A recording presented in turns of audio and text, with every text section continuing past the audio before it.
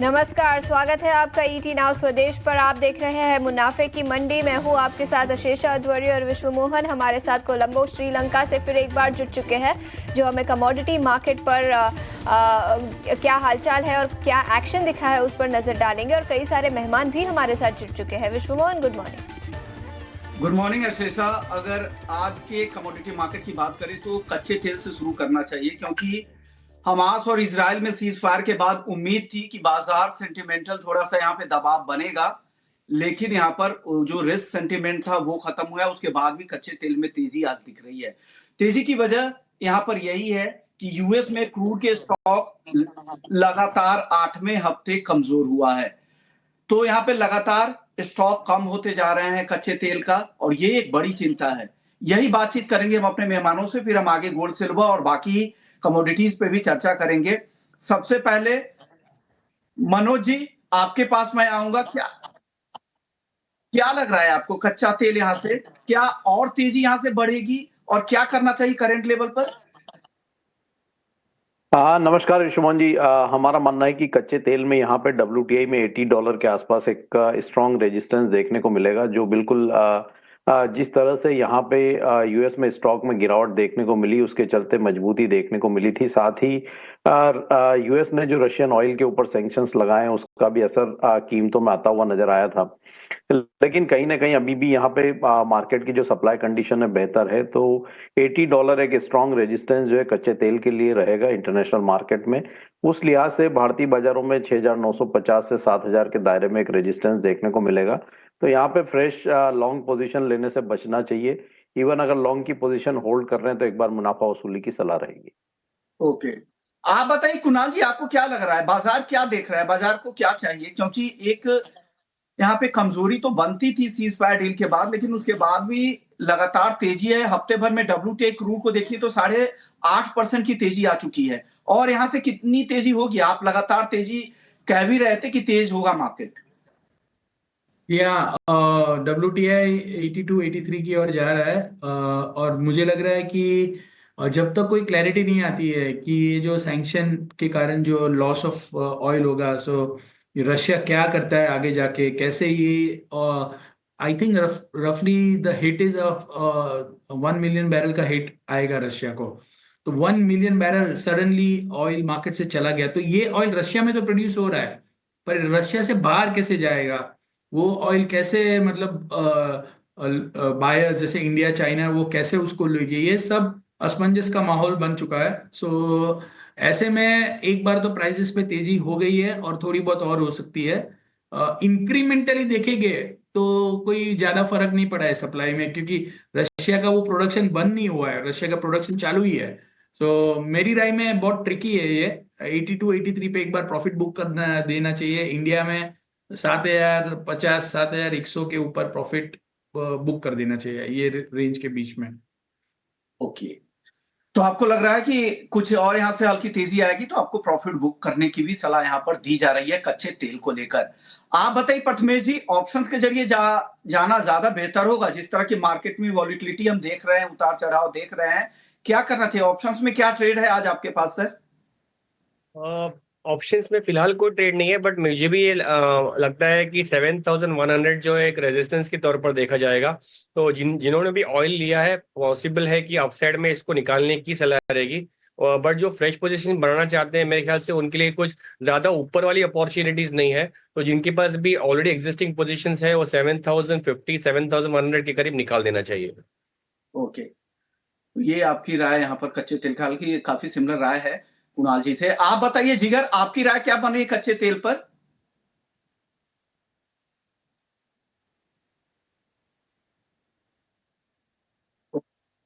चलिए, जिगर के साथ वापस से हम जोड़ने की कोशिश करेंगे, लेकिन अब क्रूड पर तो तीनों मेहमानों ने राय दे दी है, लेकिन गोल्ड और सिल्वर जहां पर अच्छी तेजी दिख रही है, रिकॉर्ड के करीब जाता घरेलू बाजार में फिर से सोना दिख रहा है। चांदी भी 93,000 के ऊपर पहुंच चुकी है।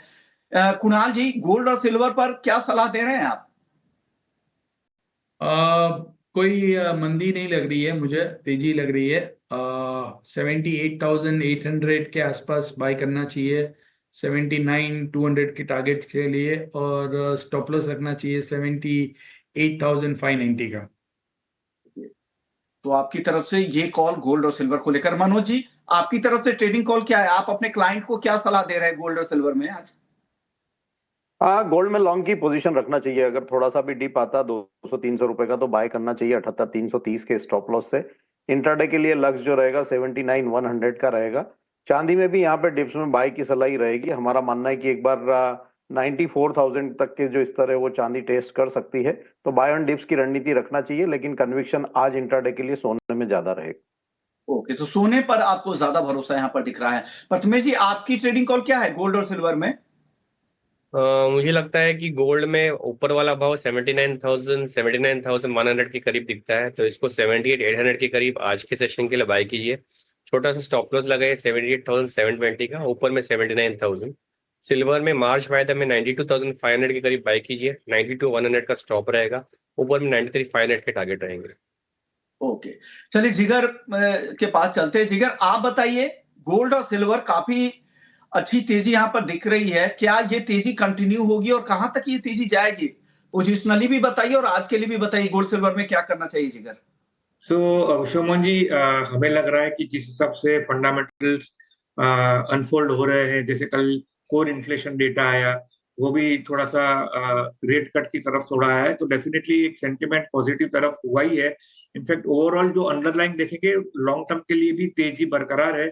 थोड़ा सा कुछ पॉजिटिव न्यूज आएगा तो डेफिनेटली उसमें इमीडिएट स्पर आता है और इमीडिएट इम्पैक्ट भी दिखता ही है। सो ओवरऑल हमें लग रहा है कि गोल्ड में लंबे समय के लिए तेजी करके ही चलना चाहिए, और अगर यदि इंट्राडे के लिए भी बाय करो तो इस लेवल पे बाय करना चाहिए। स्टॉप लॉस उसका 78,200 होना चाहिए, टारगेट 79,300 79,600 होना चाहिए। और चांदी में भी तेजी लग रही है हमें, 92,650 के आजू बाजू बाय कर सकते हैं, 91,900 का स्टॉप लॉस और टारगेट लगभग 93,650 इंट्राडे के लिए लेके चल सकते हैं। तो चलिए, गोल्ड और सिल्वर इन पे राय चारों मेहमानों की आ गई है। अब बात करते हैं बेस मेटल्स की, जहां पर चौतरफा गिरावट है। हालांकि शुरुआती कारोबार में यहाँ पर तेजी जरूर दिख रही थी, लेकिन अब सारे मेटल्स लाल निशान में आ गए हैं। जिगर, सबसे पहले आप बताइए, कॉपर और जिंक, इन दोनों पर आपकी राय क्या है? कॉपर में हमें लग रहा है कि डेफिनेटली इस लेवल पे थोड़ा सा बाइंग करना चाहिए, लगभग 830 831 के आजू बाजू। उसका स्टॉप लॉस 827 और टारगेट 835 838 का लेके चल सकते हैं। जिंक में हमारा सेलिंग व्यू है, हमें लग रहा है 273 के आजू बाजू 274 के आजू बाजू बेच सकते हैं। 277 का स्टॉप लॉस और 268 का टारगेट के साथ आप जिंक में सेल करिए, कॉपर में बाय करिए। Okay, copper buy, zinc sell, ये जिगर की सलाह है। मनोज जी, आपकी तरफ से बेस मेटल्स पर राय? बेस मेटल्स में हम देख रहे हैं कि स्लो एंड स्टडी कॉपर में अपसाइड मूव देखने को मिल रहा है। $9,000 के स्तर के ऊपर कीमतें एलएमई पर टिकती हुई दिख रही है, तो कॉपर में यहाँ पे बाय की सलाह रहेगी 829 के स्तर पे। जनवरी कॉन्ट्रैक्ट में 824 के स्टॉप लॉस से लक्ष्य यहाँ पे 838 तक के रहेंगे। जिंक में थोड़ा प्रेशर रह सकता है, तो बेस्ट पिक जो है वो कॉपर है। ओके, तो चलिए, तो कॉपर यहाँ पे बेस्ट पिक निकल कर आ रही है। कुणाल जी, आपको क्या पसंद है पूरे ही बेस मेटल्स पैक में? कॉपर अच्छा लग रहा है मुझे। कॉपर 830 के आसपास बाय कीजिए, 840 का टारगेट, 826 का स्टॉप लॉस। ओके, तो कन्विक्शन ज्यादा कॉपर की तरफ झुकाव हो रहा है सारे मेहमानों का। प्रथमेश जी, आपकी राय मेटल्स पे? कॉपर में सेल 834 पे एंट्री पॉइंट, 838 का स्टॉप, नीचे 824। ओके, आपको सेल लग रहा है। एक कॉन्ट्रा कॉल भी कॉपर को लेकर, आपको क्यों लग रहा है ऐसा कि नीचे आएगा? आई थिंक ऊपर वाला जोन जो है 838 का है, तो ऊपर वाला मोमेंटम मुझे 838 तक ले जाने से करीब 6-7 रुपीज है, तो ऐसे नहीं कि जगह नहीं है ऊपर भी, और नीचे वाला जोन 824 रुपीज का है। ओके, तो कुल मिला के एक रेंज है, या तो आप नीचे में खरीदना चाहिए जाके बाकी तीनों मेहमान कह रहे हैं, या ऊपर में जाके उस रेंज के ऊपरी असरों के आसपास बेचे। नेचुरल गैस इवनिंग के सत्र में ज्यादा तेज हो जाता है, 350 के ऊपर है। आज मॉर्निंग में भी 1% से ज्यादा की तेजी है। कुणाल जी, क्या ट्रिगर क्या है नेचुरल गैस में, अब नए ट्रिगर्स और भाव को आगे कहां तक जाते आप देख रहे हैं? आई थिंक नया ट्रिगर वेदर रहेगा, विंटर सीजन का, जो ये लास्ट फेज है विंटर सीजन का यूएस और यूरोप में। और दूसरा, ट्रम्प की जो पॉलिसीज रहेगी गैस का एक्सपोर्ट बूस्ट करने के लिए, whether they are able to convince Europe to buy gas, more and more gas from the US. So I think यहाँ से लंबी अपसाइड ऑलरेडी आ गई है। इसमें हम तकरीबन 150-200 रुपए की रैली देखे है नेचुरल गैस में। सो मेरी राय में तेजी ही है अभी भी, बट नॉट एग्रेसिव नहीं रहना चाहिए। 360-65 के आसपास प्रॉफिट बुक करना चाहिए। 349 में लिया है, 340 का स्टॉप लॉस रखी है, ऐसे ट्रेड कर सकते हैं, but not very bullish from present levels. अगर करंट लेवल पे किसी को ट्रेड करना हो जिगर 350 के आसपास, क्या खरीदना चाहिए या बेचना चाहिए जिगर पंडित जी? सो जिस हिसाब से मूवमेंट है, थोड़ा सा वेट करके 347 48 पे बाय करिए। उसका stop loss, strict stop loss 334 का रख के टारगेट 360 365 का रख सकते हैं। आपका भी टारगेट यही है मनोज जी? आपने जो भेजा था मुझे लगता है आपका भी टारगेट जिगर से बिल्कुल मैच होता हुआ है नेचुरल गैस पे। बिल्कुल 340 के स्तर पे बाय करना चाहिए। इंट्राडे में अगर मिलता है तो 330 का स्टॉप लॉस रखें और ऊपर में 365 तक के लक्ष्य यहाँ रखे जा सकते हैं। 40 से 42 के रेंज में बाय कर सकते हैं। ओके, तो चलिए, अच्छी राय है। आप दोनों मेहमानों के टारगेट बिल्कुल मैच कर। एक खबर है, हमारी एक्सक्लूसिव खबर है, वो है इथेनॉल कीमतों को लेकर सरकार बड़ा ऐलान कर सकती है। क्या कुछ होने वाला है, क्या दाम बढ़ने वाले हैं, ये पूरी खबर लेकर, एक्सक्लूसिव खबर लेकर हमारे सहयोगी प्रकाश प्रियदर्शी जुड़ गए हैं। प्रकाश, बताइए क्या खबर है, क्या डिटेल्स है आपके पास? देखिए, इथेनॉल प्राइस के मसले पर काफी इंपॉर्टेंट डेवलपमेंट है। सूत्र हमें बता रहे हैं कि यूनियन कैबिनेट इस प्रस्ताव पर विचार कर सकती है, जिसमें कई तरह के अहम प्रस्ताव भेजे गए हैं। बी हैवी मोलासिस से जिस इथेनॉल का प्रोडक्शन होता है, उनकी कीमतों की अगर आप बात करें, प्रस्ताव के हिसाब से इसमें करीब 2 रुपए प्रति लीटर की बढ़ोतरी की जा सकती है। इसके अलावा वैसे इथेनॉल जिसका प्रोडक्शन शुगर केन जूस से किया जाता है, उसमें करीब करीब 1.5 रुपए प्रति लीटर की बढ़ोतरी की जा सकती है। जहां तक वैसे इथेनॉल जिसका प्रोडक्शन सी हैवी मोलासिस से किया जा रहा है, उसमें एक टेक्निकल पेच है। सूत्र हमें बता रहे हैं कि यूनियन कैबिनेट जो इंसेंटिव्स है, जो इंसेंटिव प्लान है, उसको रेगुलराइज कर सकती है। जैसा कि आपको पता है कि वर्ल्ड मार्केटिंग कंपनीज ने इथेनॉल सप्लाई ईयर 2023-24 के लिए ऐलान किया था कि उन्हें 6.87 रुपीज पर लीटर का इंसेंटिव दिया जाएगा। वन टाइम इंसेंटिव होगा इथेनॉल सप्लाई ईयर 2023-24 के लिए, जो कि अब इफेक्टिव प्रभाव में नहीं है। नवंबर 2024 तक ही ये जो इंसेंटिव प्लान था वो प्रभाव में था, जो कि अब प्रभाव में नहीं है। सूत्र हमें बता रहे हैं कि यूनियन कैबिनेट इस इंसेंटिव को रेगुलराइज कर सकती है। इसका मतलब ये कि 6.87 रुपए प्रति लीटर का जो इंसेंटिव था उसको कीमतों में जोड़ दिया जाएगा, यानी कि वो प्रभावी रूप से इथेनॉल की ये कीमतें होंगी। टेक्निकली अगर आप देखें तो 6.87 रुपीज की बढ़ोतरी है, अगर आप कीमतों के लिहाज से देखें, क्योंकि ये इसको रेगुलराइज किया जा रहा है, अभी इंसेंटिव का हिस्सा नहीं होगा। लेकिन इफेक्टिवली इथेनॉल के प्राइसेस में, खासकर जो इथेनॉल सी हैवी मोलासिस से प्रोड्यूस किए जा रहे हैं, उनमें कोई बदलाव नहीं होगा अगर इसकी तुलना आप इथेनॉल सप्लाई ईयर 2023-24 से करें, क्योंकि उस वक्त इंसेंटिव का फायदा मिल रहा था। अब इन कीमतों को रेगुलराइज कर दिया जाएगा। तो ये काफी इंपॉर्टेंट डेवलपमेंट है, ये प्रस्ताव में शामिल है, जिस पर कैबिनेट अपनी मुहर लगा सकती है। जैसा कि आपको पता है कि सरकार के अनुमान के हिसाब से करीब 16 करोड़ लीटर इथेनॉल की जरूरत होगी। बिल्कुल सही है। इसका इंडस्ट्री काफी समय से डिमांड भी कर रही है। देखते किस तरह की खबर अब आती है कैबिनेट की बैठक से। और साथ ही एक डिमांड तो ये भी है कि आगे यहाँ पर एक्सपोर्ट की भी इजाजत मिल सकती है। 10 लाख टन शुगर एक्सपोर्ट की इजाजत मिलने की भी खबर हमारे सोर्सेस बता रहे हैं। देखते क्या कुछ होता है शुगर इंडस्ट्री में। आजकल काफी हलचल है, काफी खबरें भी आ रही हैं। चलिए, एग्री मार्केट की शुरुआत हो चुकी है तो ग्वार की बात करते हैं, क्योंकि ग्वार के दाम तेजी से फिर से बढ़ने लगे हैं। मनोज जी, क्या लग रहा है, दाम में और तेजी आएगी क्या? बिल्कुल, बढ़त एक्सटेंड हो सकती है। पिछले सप्ताह भी जब आपसे बात हो रही थी तो 5,500 तक के स्तर की संभावना हमने जताई थी। आज इनफैक्ट उसके ऊपर भी कीमतें निकलती हुई नजर आई है।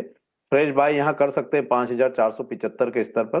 स्टॉप लॉस एक रखना है 5,420 का, और लक्ष्य यहाँ पे 5,580 तक के रखे जा सकते हैं। ओके मनोज जी, मसालों में आपको क्या पसंद है?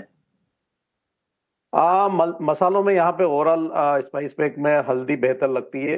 अप्रैल का वायदा 14,100-150 के दायरे में बाय कर सकते हैं। स्टॉप लॉस यहाँ पे रखना है 13,950 का, और ऊपर में 14,600 तक के लक्ष्य रखे जा सकते हैं। ओके, शुक्रिया मनोज जी आपका, प्रथमेश जी, कुणाल जी और जिगर पंडित जी, आप लोग का भी बहुत बहुत शुक्रिया। आप लोगों ने वक्त निकाला हमारे दर्शकों के लिए। लेकिन जाते जाते आपको बता दें कि हमने एसडी गथरी के सिंगापुर डिवीजन के सीईओ संदीप भान से खास बातचीत की थी पाम के दाम को लेकर। उनकी रिपोर्ट क्या है, क्योंकि उनकी कंपनी दुनिया की सबसे बड़ी पाम प्लांटेशन करती है। उनकी रिपोर्ट क्या है, उनसे हमने क्या इंसाइट्स लिया है, आइए सुन लेते हैं। कमोडिटी विशेष में आज हम बातचीत करने वाले हैं खाने के तेल के मार्केट को लेकर, क्योंकि यहाँ पर भी काफी कुछ हलचल हो रहा है। और बातचीत करने के लिए आज हमारे साथ कोलंबो में एक खास मेहमान सिंगापुर से आए हैं। संदीप भान हैं, एसडी गथरी के सिंगापुर के सीईओ हैं। शुक्रिया सर, आपने वक्त निकाला हमारे दर्शकों के लिए और गाइड करेंगे आज आप पाम तेल को लेकर। सर, पाम तेल का जो दिसंबर के जो नंबर आए हैं ना इंपोर्ट के, वो काफी कमजोर रहे हैं। पिछले से तुलना करिए तो 41% के आसपास कम पाम तेल का इंपोर्ट हुआ है। क्या वजह है? ऊंचा भाव या फिर कुछ और? डेफिनेटली देखिए, पाम बाजार में जो प्राइसेस पाम के $150 तो $200 अबव हो गए थे सोयाबीन के ऑयल के, उसके चलते पाम पे इंडिया का मेजर इम्पैक्ट आ गया था। प्राइस पैरिटी को देखते हुए एक तो डिस्पैरिटी लोकल मार्केट में बहुत ज़्यादा हो गई थी, उसके चलते इंडिया ने बाइंग करी।